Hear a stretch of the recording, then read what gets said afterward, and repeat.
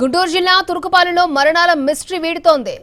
మెలియాయిడోసిన్ వల్లే మరణాలు జరుగుతున్నాయని వైద్యులు భావిస్తున్నారు. తాజాగా మరొకరికి మెలియాయిడోసిస్ పాజిటివ్ గా నిర్ధారణ అయింది. జీజీహెచ్ లో చికిత్స పొందుతున్నాడు బాధితుడు. ఇప్పటివరకు 72 మంది అనుమానితుల బ్లడ్ శాంపిల్స్ ని సేకరించారు వైద్యులు. నలుగురికి బ్యాక్టీరియల్ ఇన్ఫెక్షన్స్ ఉన్నట్లు గుర్తించారు. 14 మంది బ్లడ్ శాంపిల్స్ నార్మల్ గానే ఉన్నట్లు తేల్చారు. ఇంకా 54 మంది బ్లడ్ శాంపిల్స్ కి సంబంధించిన ఫలితాలు రాలేదు.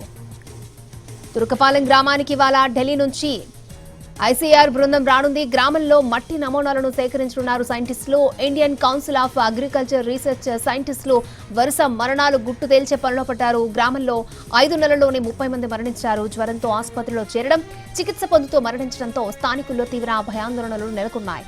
తురుకపాలెంలో మరణాలు నివారించేందుకు సీఎం చంద్రబాబు ఇచ్చిన ఆదేశాలతో వైద్య ఆరోగ్య, రెవెన్యూ, పంచాయతీరాజ్ శాఖ అధికారులు గ్రామానికి వెళ్లారు.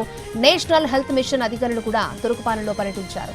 గ్రామంలో 18 ఏళ్లు నిండిన ప్రతి ఒక్కరి బ్లడ్ శాంపిల్స్ ని సేకరించారు. ఎయిమ్స్ డాక్టర్ల బృందం కూడా తురుకపాలెంలో పర్యటించింది. మృతుల కుటుంబ సభ్యులతో కూడా మాట్లాడారు.